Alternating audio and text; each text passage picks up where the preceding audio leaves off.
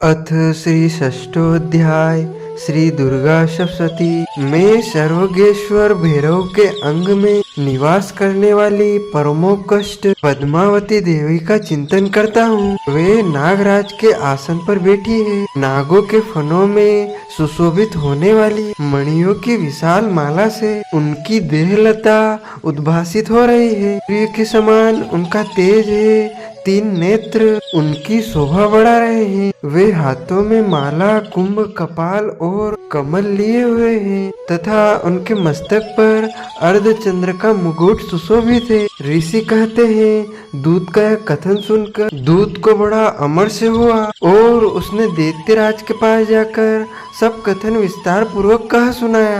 दूत के उस वचन को सुनकर दैत्यराज कुपित हो उठा और दैत्य सेनापति धूम्रलोचन से बोला, धूम्रलोचन, तुम अपनी सेना सहित शीघ्र वहां जाओ और उस दुष्टा के केशों को पकड़कर उसे घसीटते हुए यहाँ ले आओ।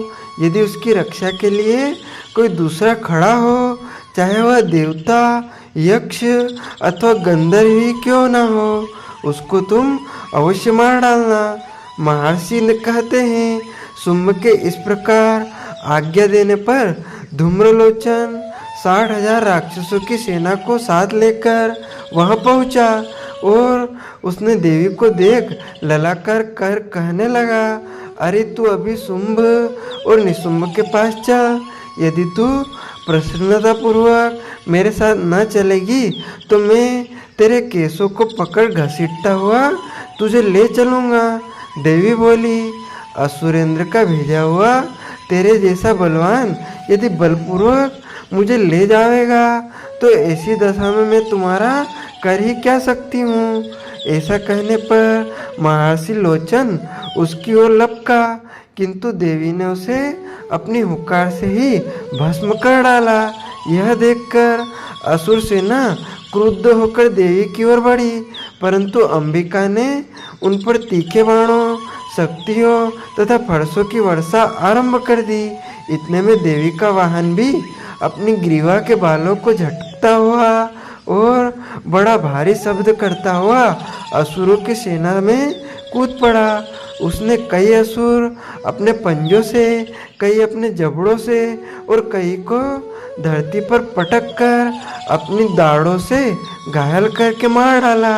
उसने कई असुरों के अपने नख से पेट फाड़ डाले और कई असुरों को तो केवल थप्पड़ मारकर सिर धड़ से अलग कर दिया। कई असुरों की भुजाएं और सिर तोड़ डाले और गर्दन के बालों को हिलाते हुए उसने कई असुरों को पकड़कर उनके पेट फाड़ डालकर उनका रक्त पी डाला। इस प्रकार देवी के उस महाबलवान सिंह ने क्षण भर में असुर सेना को समाप्त कर दिया। शुंभ ने जब यह सुना कि देवी ने धूम्रलोचन असुर को मार डाला है और उसके सिंह ने सारी सेना का संहार कर डाला है, तब उसको बड़ा क्रोध आया। उसके क्रोध के मारे ओठ फड़फड़ाने लगे और उसने चंड तथा मुंड नामक महाअसुरों को आज्ञा दी, हे चंड, हे मुंड, तुम अपने साथ एक बड़ी सेना लेकर वहां जाओ। उस देवी के बाल पकड़कर उसे बांधकर तुरंत यहाँ ले आओ। यदि उसको यहाँ लाने में किसी प्रकार का संदेह हो तो अपनी सेना सहित उससे लड़ते हुए उसको मार डालो और जब वह दुष्टा और उसका सिर दोनों मारे जाएं तब भी उसको बांधकर यहाँ ले आना। आगे की कथा में मैं मातंगी देवी का ध्यान करता हूँ। वे रत्नमय सिंहासन पर बैठकर पढ़ते हुए तोते का मधुर स्वर सुन रही है। उनके शरीर का वर्ण श्याम है। वे अपना एक पैर कमल पर रखते हुए और मस्तक पर अर्धचंद्र धारण करती है तथा कंवार पुष्प की माला धारण किए हुए वीणा बजाती है। उनके अंग में कसी हुई चोली शोभा पा रही है। वे लाल रंग की साड़ी पहने हुए हाथ में शंख लिए हुए हैं। उनके वदन पर मधु का हल्का हल्का प्रभाव जान पड़ता है और ललाट पर बिंदी शोभा दे रही है। ऋषि कहते हैं, तदंतर शुंभ की दैत्यराज शुंभ की आज्ञा पाकर चंड और मुंड चतुरंगिनी सेना को साथ लेकर हथियार उठाए हुए देवी से लड़ने के लिए चल दिए। हिमालय पर्वत पर पहुंचकर उन्होंने मुस्कुराती हुई देवी जो सिंह पर बैठी हुई थी देखा।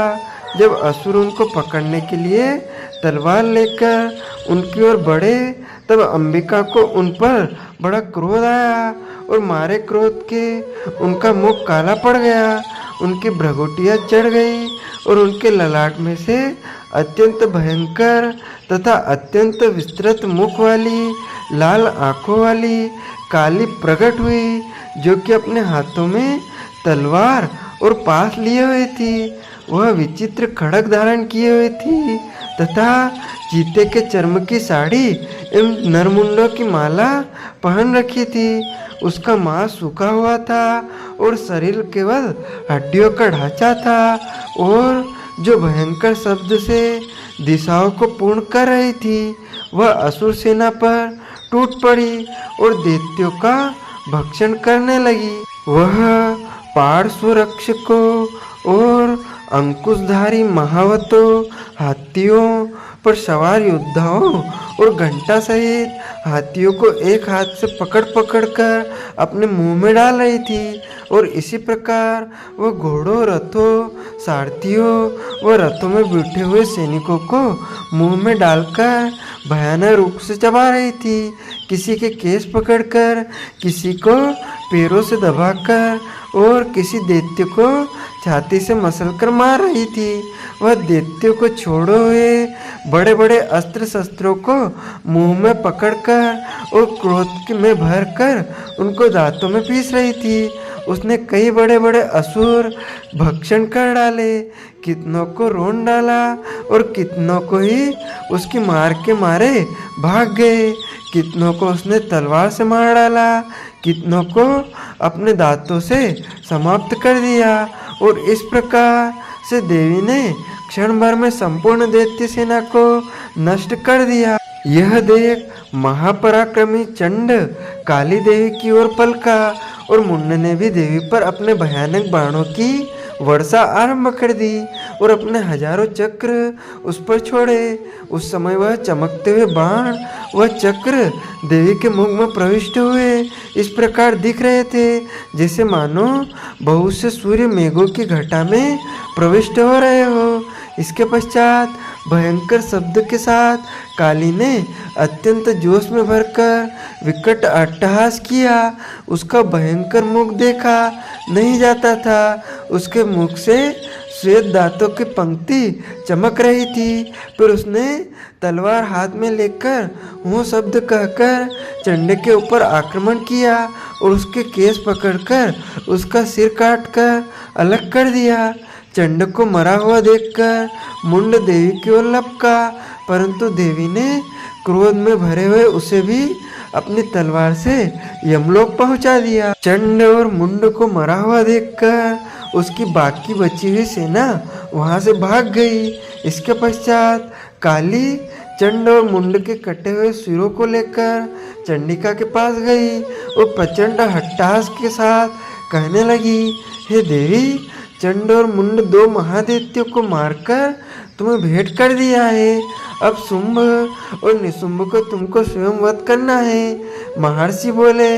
वहाँ लाए हुए चंड और मुंड के सिरों को देखकर कल्याणकाई चंडी ने काली से मधुर वाणी में कहा, हे देवी, तुम चूंकि चंड और मुंड को मेरे पास लेकर आई हो, अतः संसार में चामुंडा के नाम से तुम्हारी ख्याति होगी एवं चामुंडा के नाम से तुम जानी जाओगी। इस प्रकार श्री मार्कंडेय पुराण में श्रावणी मनवंतर की कथा के अंतर्गत देवी महात्म्य चंड मुंड वध नामक 7वां अध्याय और 6वां अध्याय भी यहाँ पर पूर्ण हुआ। बोलिए जगदम्बे मात की जय, दुर्गे मैया की जय। तो मित्रों, हमारे इस ज्ञानवर्धक वीडियो को आप अधिक से अधिक शेयर कीजिएगा, लाइक कीजिएगा, कमेंट कीजिएगा और यदि आपने अभी तक चैनल को सब्सक्राइब नहीं किया है तो चैनल को सब्सक्राइब करके बेल आइकन ऑन कर लीजिए। ऐसे ही